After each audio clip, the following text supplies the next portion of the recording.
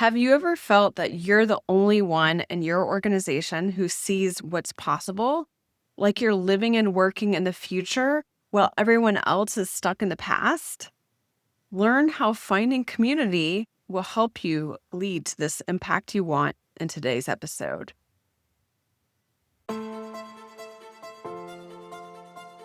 Welcome to the Modern Humanitarian and Development Leader podcast, the podcast helping humanitarian and development supervisors make a greater impact by taking control of your time, leading more inclusively, and empowering your team, all the while avoiding stress, burnout, and overwhelm.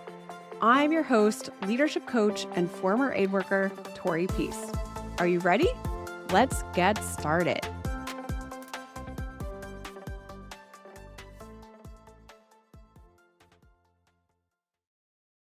Hello, my aspiring modern NGO leader. I hope you're having a wonderful week.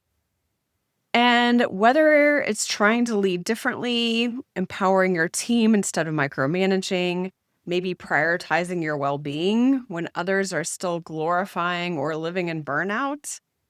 And even though you're trying to do these things that you see is what the organization wants and the right way forward, it can sometimes feel lonely when you think or you feel as if you're the only one trying to create this true change.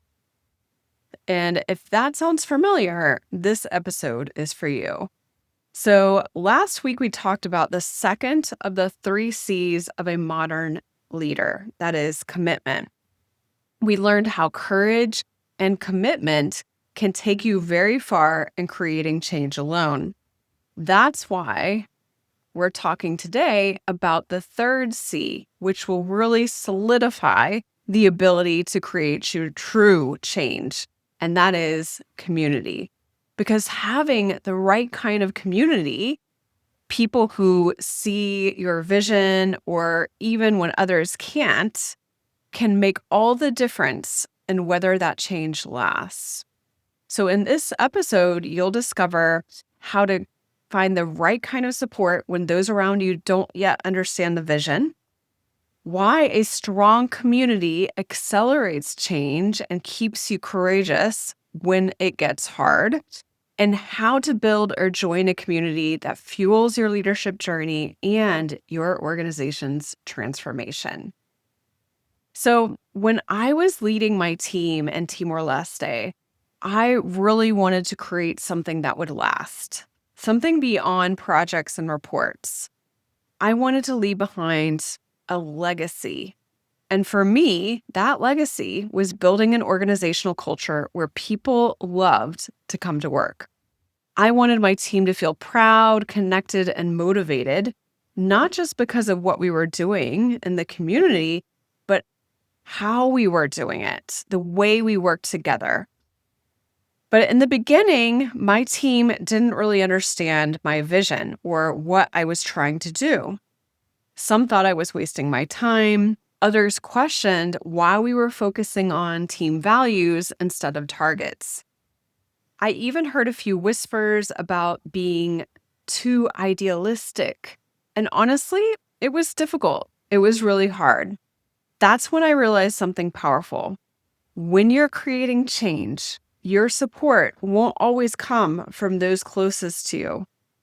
And at that time, I was actually part of a global mastermind, a small group of leaders who were all trying to create change in our own ways. And even though we worked in different contexts and we had different visions of what that change would be, we understood each other and we shared the same desire to lead differently. That community became my anchor. It reminded me that I wasn't crazy, that what I was doing actually mattered. Because when you're going first, it can feel crazy. You can feel like you're doing something wrong, like you're the only one who's in the front of the pack. And that can feel very vulnerable because it's different. But you're doing what true leaders do. You're going first. You're leading the future. So here's the truth. As humans, we are wired to belong. We want to fit in. It's part of how we've survived for thousands of years. But change doesn't always happen by fitting in and by doing what everyone else around us does.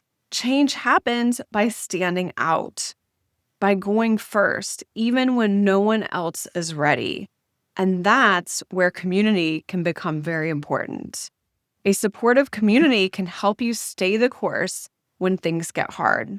It reminds you of courage. It keeps you committed when you want to give up. And in my courses, community is one of the most powerful parts of the experience. Participants support each other, not just in learning new tools, but in becoming new kinds of leaders. They practice leading differently, even when others in their organizations still are leading in a different way. They share stories of what's worked and what hasn't. They encourage each other through the discomfort of change. And that's where transformation really happens, together. So I often remind my students from the Aga Khan Foundation about this. I have been very fortunate to be chosen to roll out my course to much of the Aga Khan Development Network. And it has been so exciting and so fun because I see that the global HR wants to achieve this vision of a coaching culture. And their organization has adapted my course to align their leadership values, including inclusivity and accountability, integrity. They want their staff to lead differently. But many of the participants, while they're taking the course, they still say, what if my supervisor leads differently? Or what if my colleagues don't understand? And so I remind them that they need to support each other. They need to support each other through this journey. That is your community. That's where you're going to find the courage to keep going, to make that change. Because sometimes what we're really waiting for is permission. Permission to lead differently, permission to create change, permission to do what no one else has done yet. But here's the truth. That permission may never come.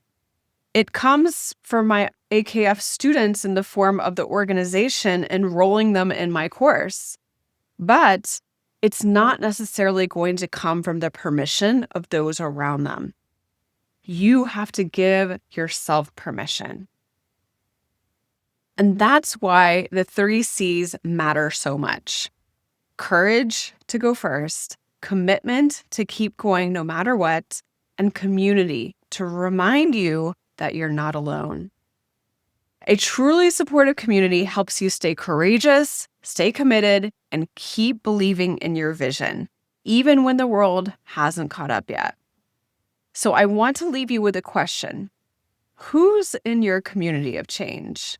Who helps you stay courageous and committed to the things that you really want to achieve beyond a job description to create better well-being and a better way of leading for your staff, even when things get hard, even when you don't have the evidence for it yet? If you don't have that kind of community yet, create one. Find other leaders who are also willing to go first, or join ours. Because together we go farther, faster, and with much more joy along the way. And if this episode reminded you of someone who's trying to lead change in their organization, please share it with them. You might just be the reminder they need to keep going. All right, until next week, keep evolving. Bye for now. Are you the type of leader that tells others what to do? Or do you let them figure it out for themselves? Understanding your leadership style is the first step to deciding what's working for you and what's not. To find out your leadership style, take my free quiz, What is Your Leadership Style? You'll immediately find out your default style, how it may be impacting your team, and a few practical ways to become an even better leader. Just click on the link in the show notes, www.aidforaidworkers.com/quiz, fill out your quiz, and click submit. So what are you waiting for? Go to www.aidforaidworkers.com/quiz and discover your leadership style now. Your team will thank you for it.